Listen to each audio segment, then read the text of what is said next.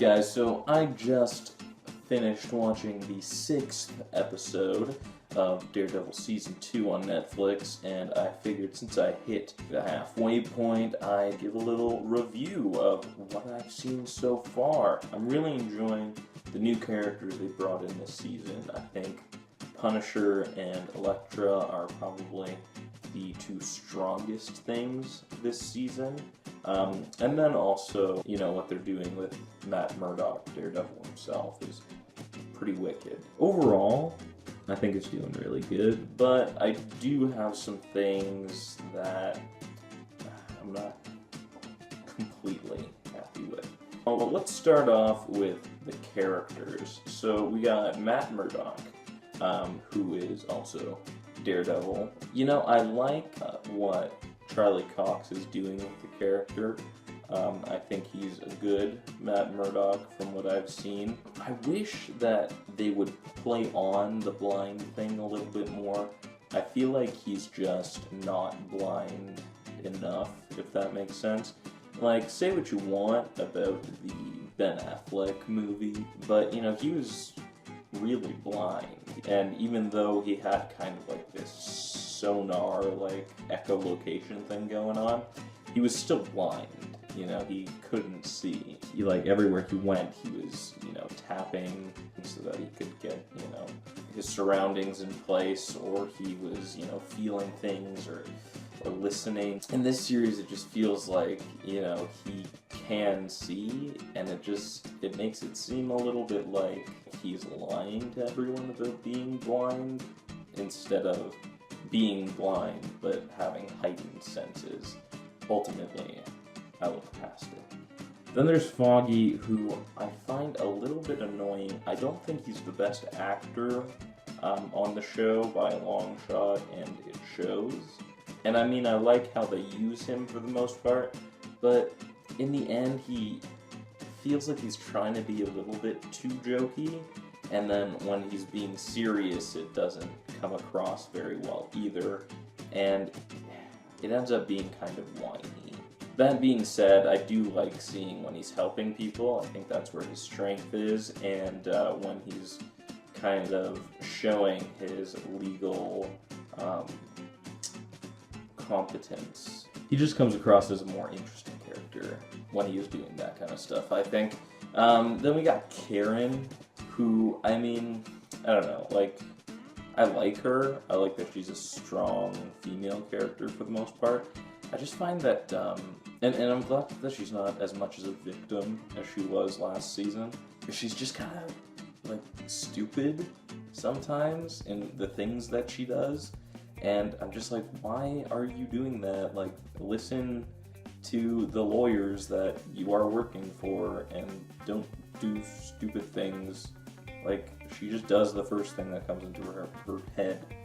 And I think her and Matt's relationship is kind of stupid. At first I thought, okay, they're gonna set up a love triangle thing with her and Matt and Electra, but then that's not really happening right now, and I don't know where that's going. And they introduced this weird thing at the beginning of the season where she thought he was an alcoholic, and that hasn't been brought up again. And I don't know, the only reason I can see them introducing this relationship is because it happened in the comics, and they're planning to kill her at the end of the season to give Matt some kind of emotional tragedy to get over. She does die in the comics, and it does really affect him, in which case I wish that they showed more of them so that I could get attached to not only her, but their relationship, so that I care when she leaves, assuming she leaves. Right now I don't.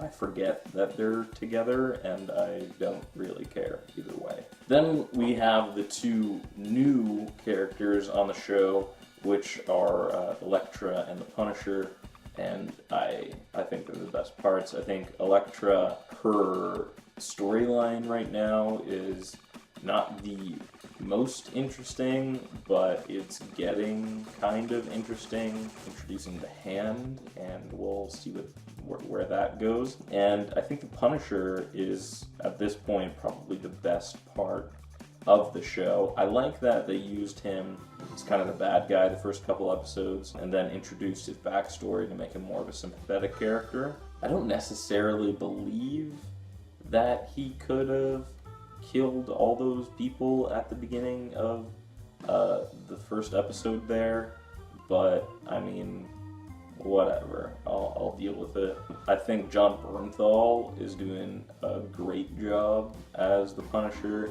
and I think the backstory that they gave him is really cool, with not just his family being gunned down, but also him, you know, being in the war, and like the second day he comes back, his family dies. So yeah, I mean, that's how I feel about the characters. Story-wise, I think the Punisher part is the most interesting and the most entertaining at this point. I mean, we've had the best fights revolving around the Punisher, although that one fight with Electra and Matt in the office building at the gala there was pretty cool, where they're in the room and you just see their silhouettes. That was pretty cool. But I think the most action is coming from the Punisher right now. The best action is coming from the Punisher. Plus it has like some interesting emotional and like crime thriller-esque elements to it. I find it weird that everyone's trying to get Matt to kill for some reason. Like, first you have the Punisher like literally taping a gun to his hand and saying, you either kill him or you kill me. And like, that was fine. Like, that seemed in character of the Punisher, and I mean, it happens in the comics. But then you have this flashback where Elektra's trying to get Matt to kill the guy who killed his father, and it's just like, okay, yeah, like that makes sense, kind of, I guess, but I don't know, it seems just a little bit forced, especially when later on Electra like doesn't really say much about that. The Electra storyline is getting interesting, but I think what's more interesting at this point is seeing Nelson and Murdock actually doing casework and being lawyers, and they're about to go to court, and I think that kind of stuff, and like the weird conspiracy going on in the DA's department is something interesting, and that I want to know more about, so that's keeping me interested. Overall, the production is really good, and it holds up from last season.